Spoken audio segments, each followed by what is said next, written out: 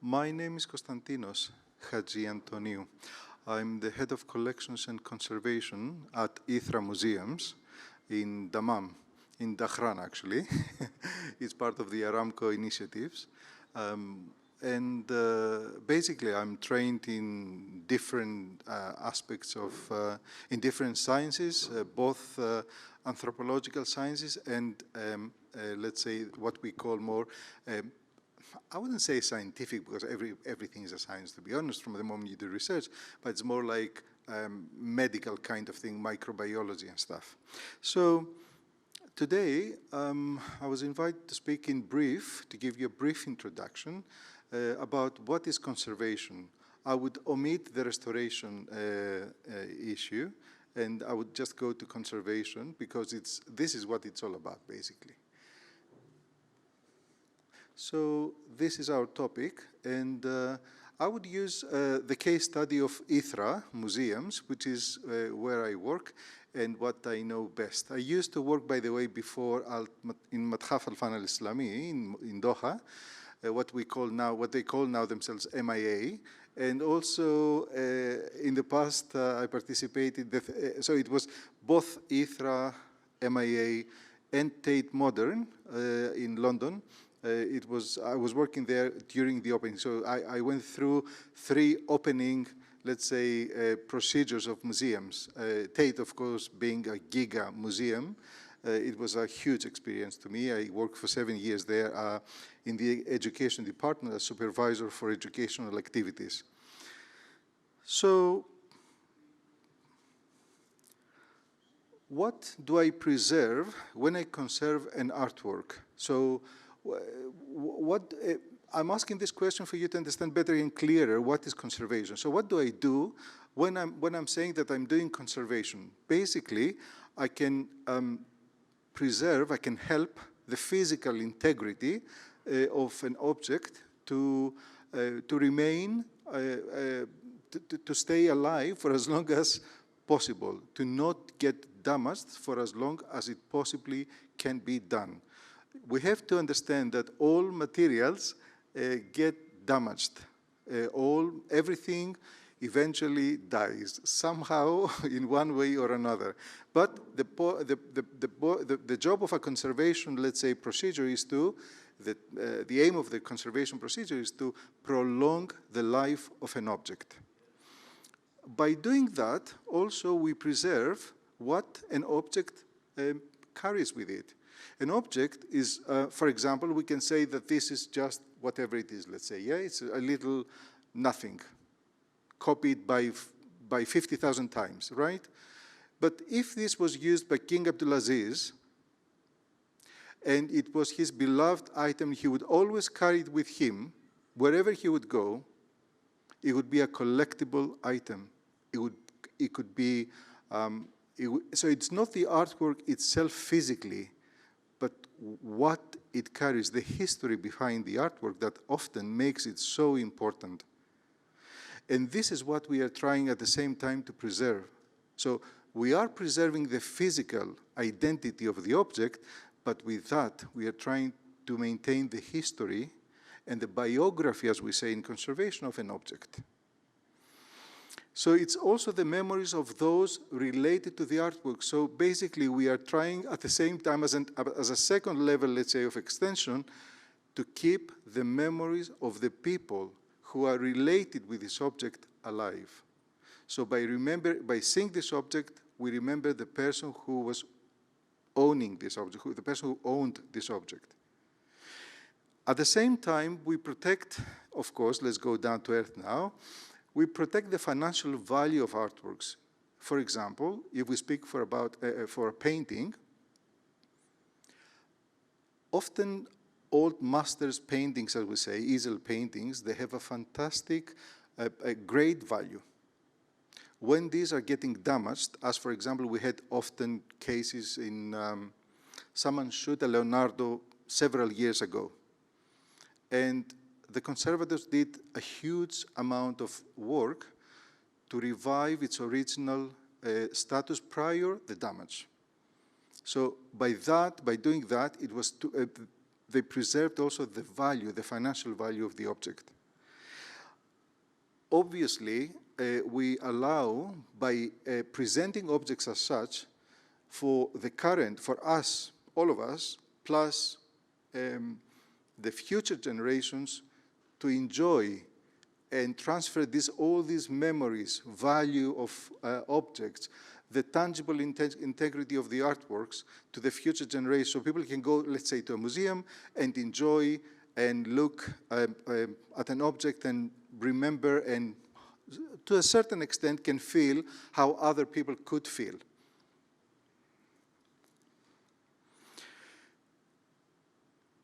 So why artworks die? Artworks die mostly because of three reasons. The first reason is the light. Light is energy. It moves radiation, let's say. There's a certain kind of movement when these radiations enters the molecules of an object and starts breaking them down. Light, here we can see an example of Van Gogh, that lately, by the way, we were thinking so far that LED lights were not damaging artworks. Guess what? They do, and they do a lot. So now we go for Solux, which is a new way, new light type of lights. But what happens is that we can see the result of the damage of the light. So what we see here is that on the left-hand side, for example, we can see the damaged light, and on the right is how it should be. The left-hand side, it's more pale. It's more yellow, more monochromatic. It's only one color kind of thing, yeah? More blank, cloudy, because light changes the position of molecules the way that the light reflects back to us. That's what it does. So instead of the light going in a certain angle, and that's why it goes in a different angle, and that's why the color changes. So that's how we can understand that the light damages objects. The second one is temperature. It depends on what kind of object this is, depends on what kind of material it is. It needs different lights of different levels of temperature as well. We say usually that we would like the temperature for objects to be between 18 and 19 and 21 degrees. Well, or 19 and 21, 20 minus plus 1. It all depends. But ideally, light levels should be a big, fat 0. But why we go for, let's say, sorry, I went back to the light because I want to say something about the light. Light should be 0. Light is measured by lux. In museums, we use 50 lux minimum. Actually, we use much more lux. Here, we may have, in Diriyah, we may have at least 300-500 luxes, maybe more. But in a closed environment, in a kind of a deemed museum, proper museum environment, we should have 50 luxes. Why? Because 50 luxes is the minimum light that the human eye can identify shapes and color. So that's why we say 50 lux. Otherwise, we won't be able to see anything if we would go in a museum. So going back now to temperature, we say 18 and 21, or 19, 21. It depends. 18 is quite cold for a museum to, let's say, for visitors to visit in a museum and stay for, let's say, more than 20 minutes as such. But this is pretty much what it would, in the storages, for example, we should maintain stable environmental conditions, as we say. The third parameter that damages objects is the humidity. In conservation, we don't measure just humidity, we measure relative humidity. In a closed environment, how much air, how much water we have. So it's the relative humidity somehow. I'm not going to go now too much into chemical details, let's say to chemistry, but the thing is, this should be depending on the type of object, depending on the materials. Some objects, they need 40% relative humidity. Some objects, they want 50. But generally we say around 45, 55, 50 plus minus 5. Now, this is very difficult, especially in this region, because we have strong climate changes. We have huge humidity in the summer, low humidity, cold, let's say, more cold environment. So now, this period we are living now, winter, let's say, is much better than we have much less fluctuation. This is the problem with humidity. It's not so much if the humidity is too high or too low. The problem is the fluctuation that goes up and down too fast. So if, for example, so what humidity does, just to understand, is water. Humidity means water, right? In the air. How much water is evaporating in the air. This water goes into the molecules, into the substance, let's say, of the materials. And what happens is that pushes them to expand. So these molecules can absorb as much water as they can. After a point, they start swelling too much. By swelling too much, they start breaking. All of a sudden, quite fast, they go back. They have to give out all this water and to shrink back. So this movement actually destroys the materials. Relative humidity, let's put it again in a more generic way, humidity is the most dangerous of all three. We've done research on silks, on historical silk textiles, and we've seen that humidity is the parameter that actually can destroy very fast too much textiles.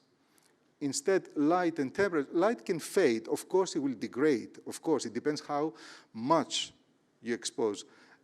Something that light has actually against the others is that light works accumulatively, which means that if you expose an object for 1 hour under 5,000 luxes, let's say too much light, and you expose one object under 50 luxes, multiplied by 100 hours equals 5,000 luxes, they will be damaged the same. So it's not for how long you expose something or for how much you expose, it's the relation between how much and for how much time. That's how it was. So you add the light, so the object collects the light additionally. So it adds 1 hour to 5,000 lux, and so it's about how many thousands of lux accept it, and at some point gets damaged. That's it. But humidity is really tremendously important. And as I heard somewhere, and I could not agree more, water always wins. So humidity always wins. And this is why water, even in houses, for example, is the worst, let's say, the thing that damages everything.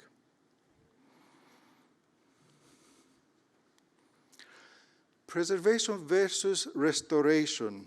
This is something I think it's nice to distinguish.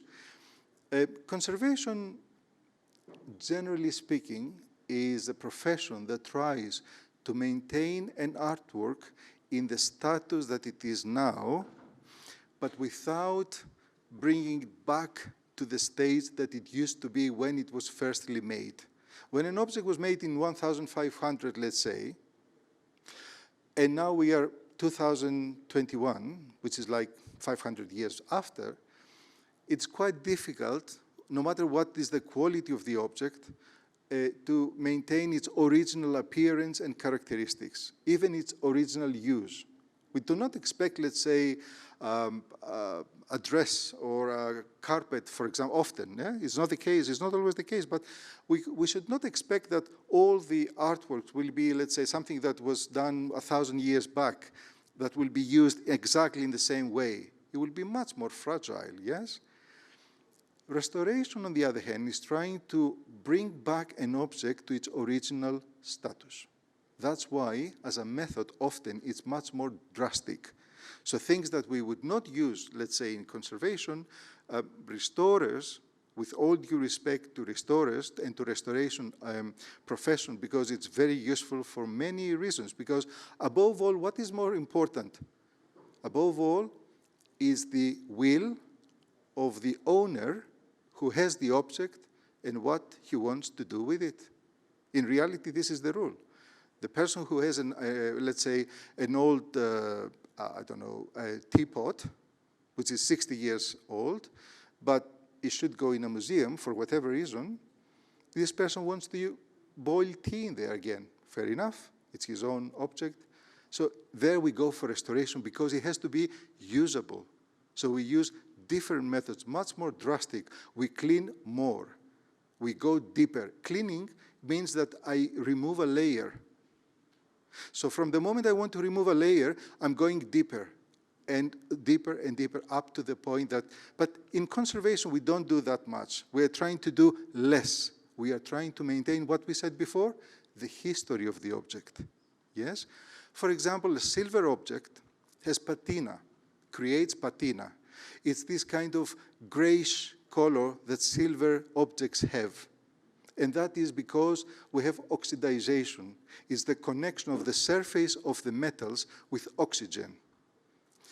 Does anybody know, I'm sure someone should know, what kills objects? What kills us? We are carbon made, so we are organic materials because we have organic and inorganic materials. Metals are inorganic, right? So what actually decays us, carbon objects, is oxygen. So what actually gives us life, and now I'm talking and breathing, is the same thing that actually kills me at the same time, because oxidizes me. Anyways, let's not go philosophical here. And so preservation, as I said, it uses reversible methods. So the aim of a conservator, when I'm doing something, I'm trying to not be someone. I'm trying to be just a hand who is trying to help the object to live more. But I'm not trying to put my signature in the sense that over-intervene to an object. I'm trying to use a method that the next person after me, after 25 years, we say in conservation, like when we do something, a full conservation treatment, after 20, 25 years, 30 sometimes, it should be touched again in terms of a conservation process. So it should be, we don't touch objects very often, yeah? And that's why the next person who will come after 25 years, obviously science would have moved on, yes? Will move on so much, possibly much more than I know. So I may be completely outdated and people would laugh about me and the way I'm doing conservation. They would say, what they were doing these days, the people didn't know anything. And now, after 25 years, they would do things differently. So he has the right. I have to give him the right to remove what I have done and do things from the beginning without damaging the object. I don't know if you understand this, like how much, let's say, cream I can apply to this computer without scratching the surface too much, if you know what I mean. So I have to clean to the point that I do not remove, let's say, this aluminum surface. It's as simple as that. But in restoration, we use materials that can actually act very drastically. The third thing is that the aim of preservation, conservation basically, is to safely store the artwork and when possibly to display it for public view. So the aim is to store something, not to use it again. Like, yes, you can use it, it depends how. These are all subjective, I have to tell you, yes? So these are all gray areas. But generally speaking, the aim of the conservator is to maintain something without, to touch it as less as possible. On the other hand, as I said before, a restorer is obliged and goes through the path of reusing the object and apparently, possibly, use it for its original purpose. For example, a dress can you imagine someone wearing a dress from the 1500s, like 500 years old? It would be so weak. Well, there you can imagine how drastic the restoration should be for this to be maintained, to be restored. Types of conservation. We have preventive and interventive conservation. Two things you can do about an object. When you have an object, when you have an artwork, you can do two things.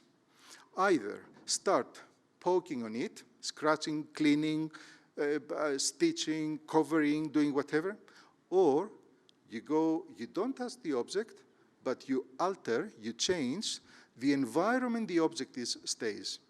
Yes? So you're trying to, you remember the 3 parameters we said before? The light, the humidity, and the temperature. So what a preventive conservator would do would be to actually put all the conditions good enough, stable enough, so the object itself does not chemically or whatever, it doesn't happen anything to the object. So the object, you don't touch the object, but you put stable humidity, stable light, stable relative humidity, and temperature. These 3 things. From the moment you do this, the object is safe. Another way around, for example, I've seen lately, like 3 days ago, anoxic environment, which means no oxygen. What did we say before? Oxygen kills, right? So if you reduce the oxygen and you put an object in a bubble, so they did this method, so they put an object in a plastic transparent bubble kind of thing, because it was made out of chocolate. So, and they didn't, and actually they did it so softly that the chocolate did not show any cracks, because if you do it too fast, if you remove the oxygen too fast, cracks will appear because of the pressure. Objects can be very fragile, believe me.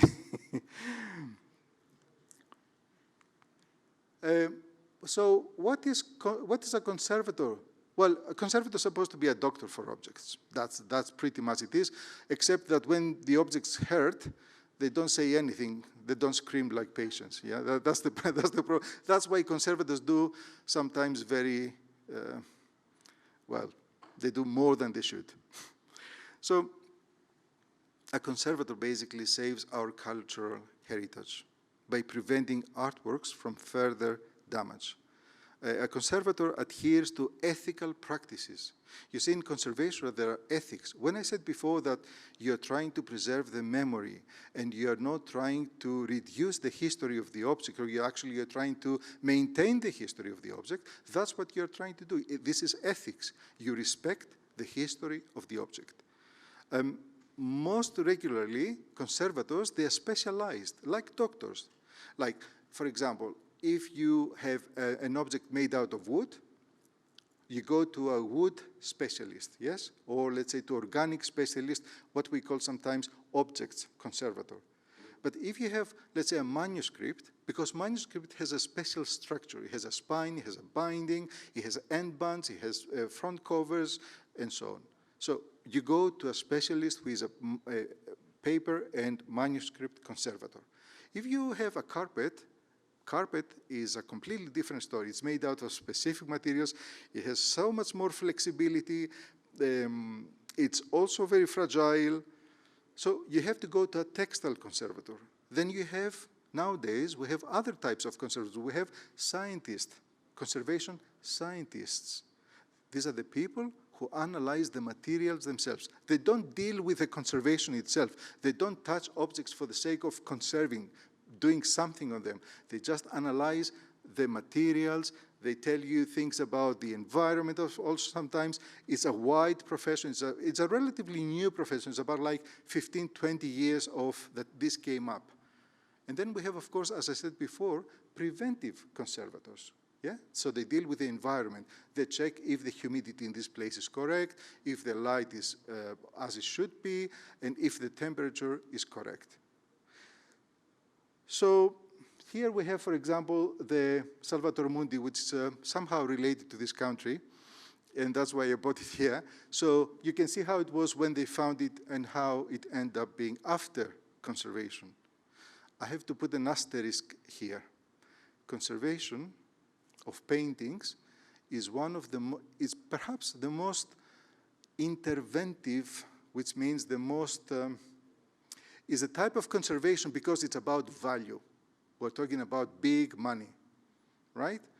And because of that, often conservators, they go to full treatment, to full conservation. Aesthetics matter a lot in paintings. That painting cannot get $400 million. This painting can get $400 million. That makes a big difference. That's why painting conservation is very interventive. Okay, so why museums?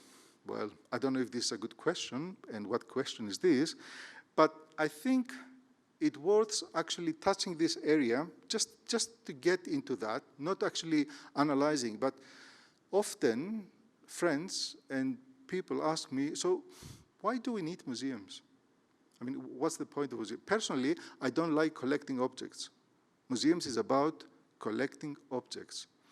Well, when a museum does its job correctly, it has a good purpose because it preserves collective memory, memory of too many people, of too many objects, in a very long time, in a big span of time, in a safe environment. How it works in reality? Most of the objects, they are not displayed in museums. Most of the objects that a museum holds are put back into the storage, are saved, are stored in the storages. Why? Because obviously museums, they have a specific space. They don't have too many galleries. Yeah, we have 3, 4, 5, 10 galleries. That's it. How many objects can you put? The National Museum of Riyadh has 4,000 objects. Today, its director told me approximately, yeah? 4,000 objects.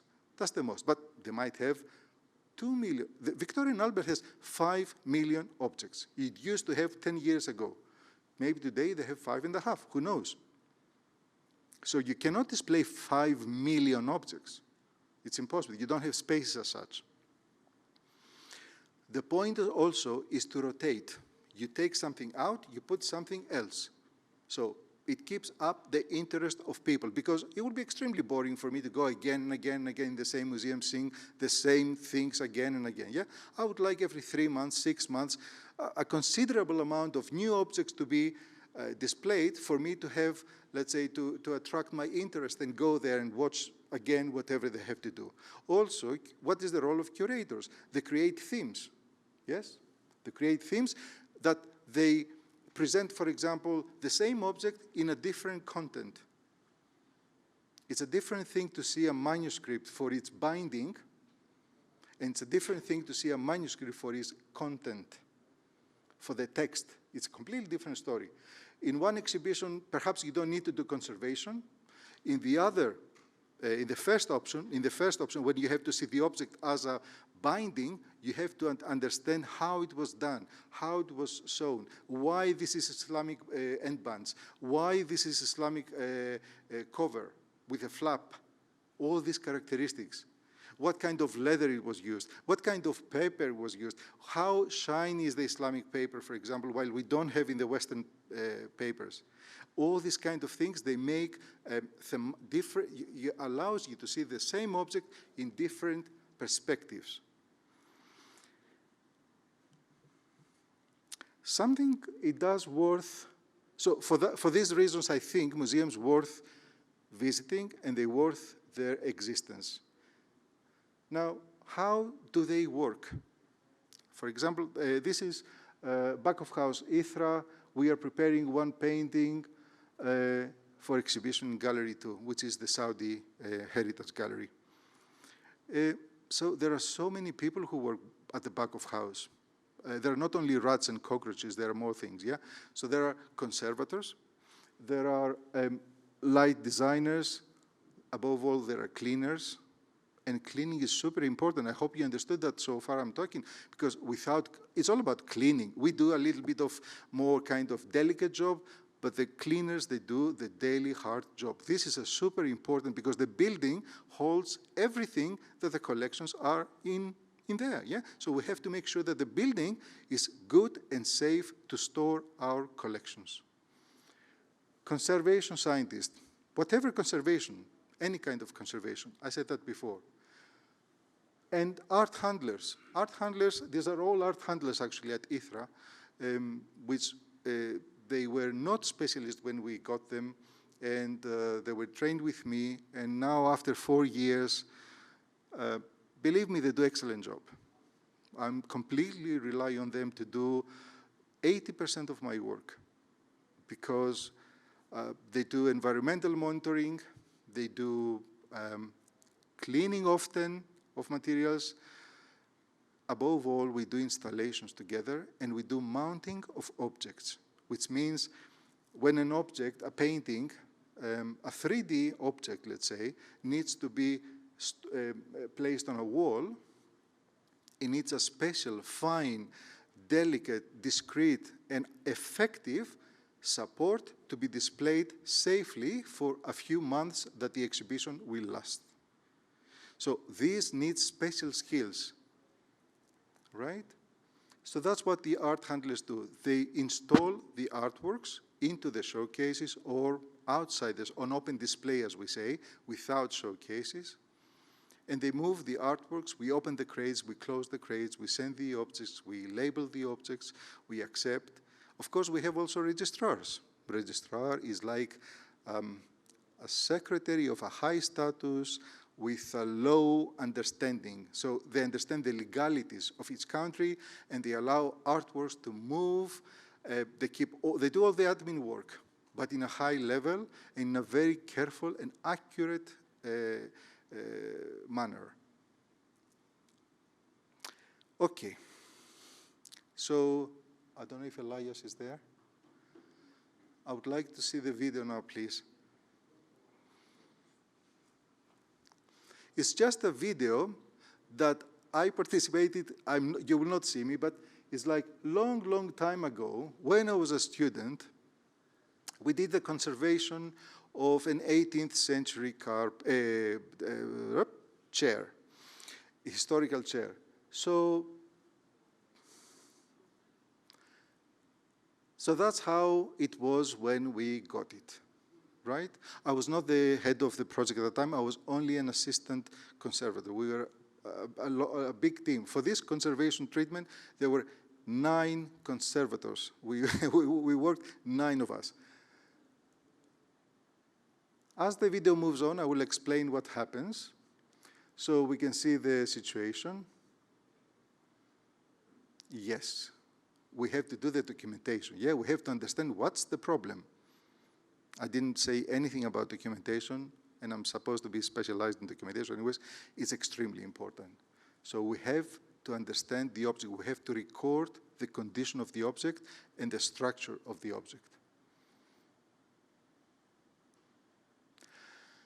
So you see all these pins, all these nails that they are inside. So we had to do an X-ray. It's a common practice nowadays, in a different way than to people, but the effect is the same, to see what's inside. Interpretation of information. So what does it mean, what we see, what does it mean? I mean, what is going on indeed with the object, yeah? So you see all this layering, and you can understand now we had 22 upholstery layers. That's why we needed a lot of people, because we could specialize and finish within a certain time, yeah? So we start working layer by layer by layer.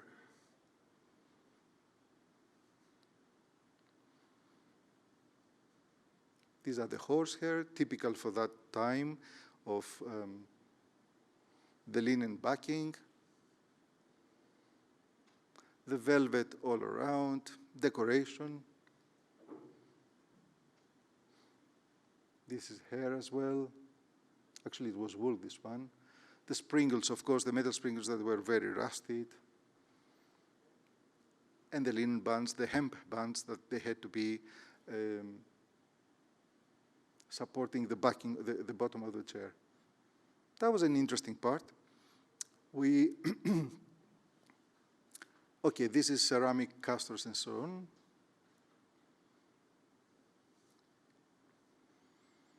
Yes, so it's important to understand what is the damage, what happened, what caused the damage, why this happened. Well, dye fading. This is from light exposure. Light changes the color of objects, yes?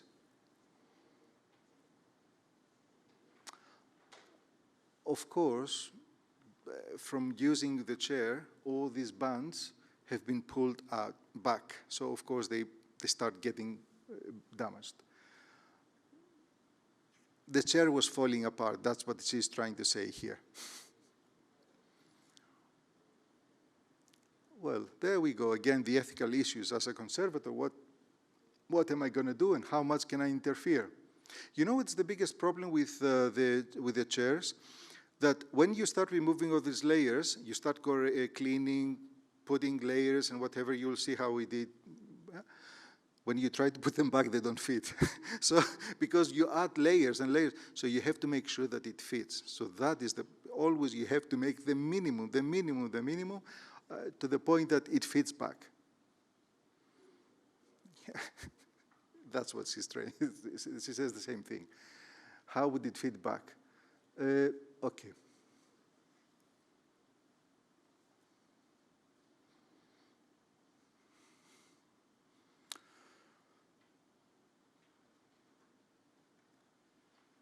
Well, yes.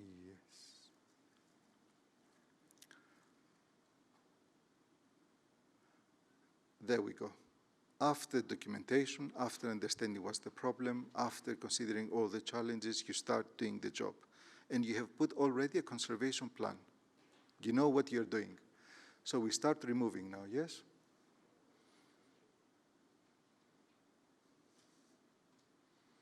And each one of us takes one piece and does the conservation. And then we will all put it back together. Something that I haven't seen before is how she removed the pins, let's say the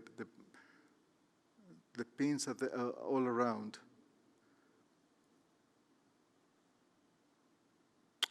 That's the one I'm talking about, tacks and gim pins. So we had to go back. Every tack should go on the same spot. And that's why we, well, she will explain because she was the person responsible. Something I learned at that time, for example, it's minor, and it's not for this presentation perhaps, but since we are watching this video, is that it's better to hit one strong time. It does less damage than hitting the same pin too many times, little. It's better to hit once and strong than a few times. I thought it was the other way around, but it's not. So what she did is that she put a 1-to-1 scale printout, and she put all the pins in the position that they used to be. So she didn't lose any pin and any exact position of each pin.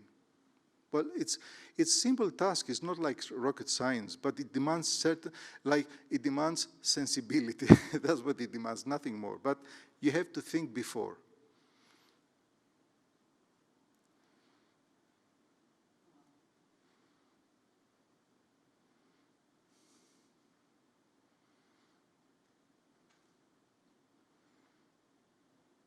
I think it took us about a month, the 12 of us, to finish this chair.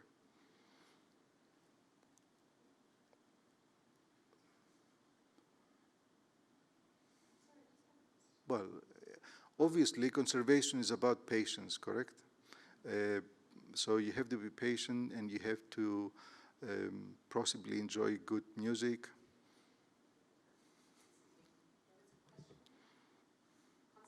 Yes? Please. Yes? To reserve this kind of chair, what's the value of this chair? Why you take all this effort and time to reserve this? Because I never seen a reservation of a chair. I'm just wondering. Fine. Yes, I understand.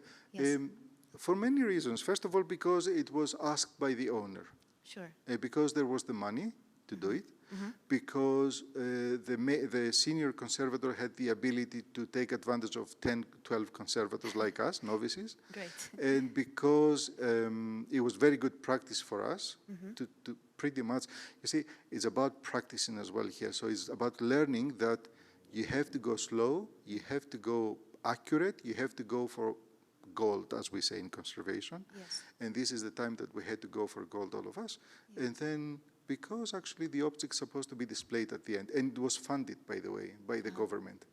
But this is the full, as we say, full conservation. You cannot do it always. But if you go for this, you have to do it this way. Otherwise, kind of it doesn't worth, you know. I mean, you have to go for minimum. Then you start cutting corners, I would say. So we can start saying, okay, I'm not, how much money do I have? $3,000. We cannot do it all. Fine. If it's a museum, by the way, Yes. if you are working in a museum, this is the luxury of the museum. In a museum, you have the time, you have the amenities, and you have the object, often, not always, often, to do full treatments. In a private conservation studio, it's another story. You're pressurized. Mind you, this was a conservation studio. It was a university and conservation services at the same time. So it was the circumstances. That's why. But it's a very good example to know what or how a full treatment, proper full treatment of a chair should be done or could be done. Yes. Thank you so much. Further. Just on this chair in specific, how did you preserve or what did you use in the case of the old velvet and the horse hair? Actually, I think they want you to hear you for How reasons did of you, thank you so much for this. Please. I have 1,000 questions, but I'll limit it to this last section. And it's relevant to also conservation and all types of paper and photographs and everything. But what did you use to replace the velvet and the horsehair? How did you fill it? We did not replace. I washed the horsehair. By the way, I was the one washing. I was doing the dirty job. So, because the other lady is the one to do all the fancy job like stitching of the glass beads and stuff. Fair enough. So we didn't change anything. That's what I said. So that's what I said before. So the velvet was supported between silk crepelin. It's a sandwich. You cover it on both sides, so you squeeze it so it doesn't go anywhere. You put it back, and then you stitch it all around safely. But then you're adding layers. Even this very fine silk crepelin is like a muslin, basically. It actually adds thicknesses, yes? That's why I said it's difficult then at the end to put it back. Nothing was changed. Everything was the same. We didn't add materials. We did not remove materials. We only added the materials needed to support the damaged materials. If it is ethical to add materials, that's what you said, Yes. support? Is it ethical to add material? Yes, because this is the only way, how can I say, when you, touch wood, if you break your arm, you will need a bandage to keep it, yes, safely. We are using in conservation, we have to use, not we are using, we have to use the minimum materials we can, but to safely support the object, because if you leave it by itself, it will just break down, it will decompose. So you have to support it, yeah? And then you stitch. That's why you have to do as little stitching as possible. And that's why we do conservation every, let's say, 20, 25, 30 years. So this chair should not be treated again for the next 20, 25 years. And if a new conservation will be done, they should remove the materials we put, yeah? Keep the originals and put new ones, yeah? So this is what I said before about reversibility of conservation practices, yeah? Treatments. I'm sure I didn't say everything correct, but I tried to the possible extent. Another question, just because you, at the beginning, you spoke of light and humidity and temperature. And I'm wondering, just in the context of even Saudi now developing different facilities and areas for holding artworks, how, and from Ithra to Riyadh, seeing what kind of temperature control or humidity control is necessary to protect the works that are exhibited there? It all depends. It depends on, it's not just Dammam to Riyadh or Jeddah or whatever. Of course, there are some minor differences. Yeah, we can say that in, for example, in Jeddah or in Dubai, we have more humidity than we have in Dammam, for example, yes? But this it does matter. Everything matters. That's what I'm saying. Everything matters. But it's not only that. It is also which object you are talking about. What media is made of? Is it made of steel, of brass, of copper, of ceramic, of glass, of wood, of iron, of silk textile, synthetic textile, mixed textile, textile on wood with metal support, jewelry with diamonds, gold with silver. It all depends, because also then we have what kind of damage this object has, right? So the question actually is not specific in the sense that every object is a different story.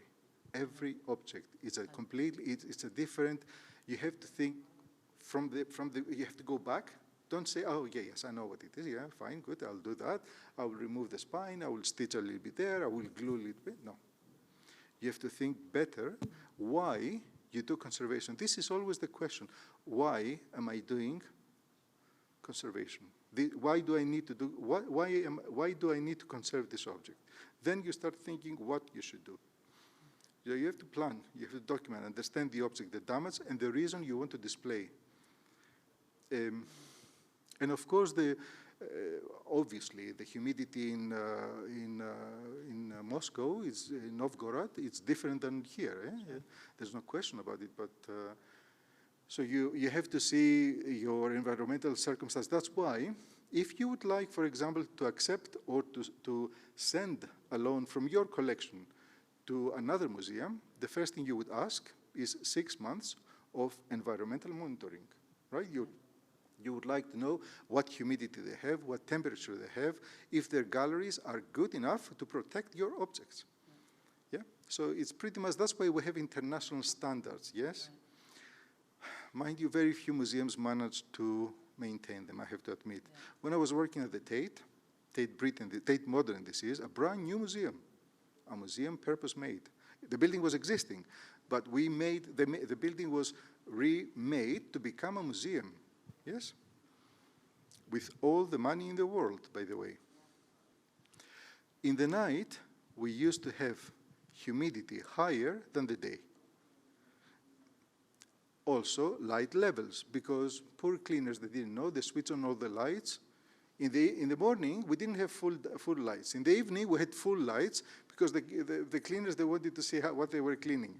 With the 50 lux or 100 lux, they couldn't see very well. They put like 300 lux.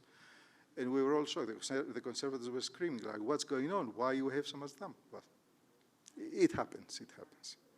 Father. Yes, sir. When would you recommend not to restore a valuable collectible item? What kind of artworks, please? When would you not recommend to restore a collectible item? Usually, nowadays, the answer could be simple, could be, but it's not. But I would say, for example, when you don't have to, which means when the object is not in danger. If the object is good, why would you touch it? If you are in good shape, why would you take pills? Yeah? Why would you take, let's say, medicine when you don't need it? You're okay, I mean, fine, yeah? Then if you're in good, so if the artwork is in a good state, in a good status, that's fine, you're good enough, right? You just have to store it nicely, wrap it in acid-free tissue, right? It depends if it's a book, paper, it would be nice to be buffer tissue. I'm going to details now, to be honest, but so basically you have to the environment, you have to make sure that the environment is good. That's the only thing. So you don't touch the object, but you do preventive conservation. You remember before when I said that there are 2 types of conservation. Either you actually do something, put glue, adhesive, whatever, you interfere with the object, you touch the object, you clean the object, or you just protect the environment around the object. So if the object is in a good condition, you just protect the environment. Don't put it next to a heater. Don't put it against daylight, right? Because the daylight is very strong, yes? And you cannot control it.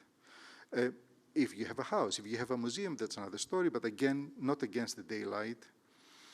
Don't put it next to a pump, let's say, that may break and water will go onto the object, right? So try the humidity, the light of level, the temperature, not to be too cold or too high. For example, yes? But these are not easy things to do. These are not easy things to do. And objects, they love stability. They love stability. They want stable conditions. We have in the desert in Sahara, textiles, and the Sahara can be 45 degrees, 50, 60, yes? And we still have Coptic textiles buried into the desert for how many years? Hundreds and hundreds of years. Did they come up fine? Yes, of course. They didn't have the original fantastic colors they used to have in the 6th century AD, but they still have fantastic composition. You can touch them, you can put them, place them, handle them. Why? Because in the desert, the conditions were stable. Weird conditions, but stable.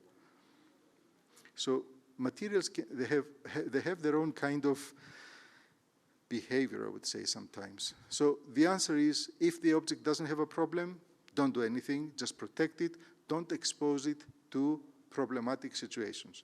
If it has a problem, then you have to consult a professional conservator, and he or she can tell you, advise you, what could be done, what should be done, and how could be done, and of course, how much could be cost. Cotton, you can find, as I just said now, in Egypt, 600, 300 AD, still fantastic. So it's all about how you treat it. When you iron it, don't overheat So when you take it out, for example, from the washing machine, if that's the case, I don't know what it is. I don't wash it. I don't know what you do then. Yeah, okay, fine. So you just wrap it with acid-free tissue, unbuffered. Unbuffered means without calcium in it, because textiles, they don't like buffer. They don't like too high pH. pH is the level of acidity. I did not bother I did not mention that. But pH is a very important thing. Yes, it's how acidic, oxidized, or how alkaline is an object, right? The condition of the object, the pH of the fibers, and many other things. Anyways, so wrap it in an acid-free tissue and put it in a nice clean box, ideally, again, made out of neutral conservation-grade paper, board. Label it nice. Put down, don't touch, don't open. Put a hand with, and then you go and check regularly, because you may have little bugs there, moths. If it smells bad, yes, when you open the box, if it smells bad, that's not a good sign. Sorry, and how about framing it, actually? Framing it and with for display and use like UV light glass, so prevent it from light and from oxygen. People have done all the job for you already. Yes. So we have conservation. First of all, we have conservators to conserve the frames. I leave that aside because this is not your question. Your question is, how do I frame an object in a safe way so I can display it? Yeah, cloth or painting. There is a glass, and there is a perspex, plexiglass this is. Perspex and plexiglass is the same thing by different companies. So it's the same thing. Yes. That they are UV protected, UV light protection. Yes. And if you turn it on the side a little bit, you'll see a little bit of yellow, pinkish kind of color, or sometimes green. This means that they have a UV light protection. When you have UV light protection, you don't use chemicals to clean the glass, because often the UV filter is on the outside. So you only wash with normal temperature sweet water. So first of all, we have glass to protect from UV light and not destroy the object. Then you put the object in the frame, correct? Yes. It depends on what it is the object. Could be, because nowadays we can frame an oil painting, we can frame a sketch, we can frame watercolors, inks, prints, photographs, you name it.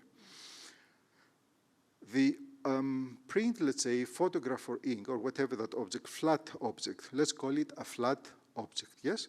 This flat object, you have to secure it on a backing that is also, I will not say conservation, let's say conservation grade, pH neutral, cotton made board. cotton, because cotton is the best quality, by the way. Yeah, that's why we have the old manuscripts from 1,000 years old, 600 years old, whatever. They are preserved so much better than nowadays paper because they are all fantastic quality papers, and they remain white and soft and everything.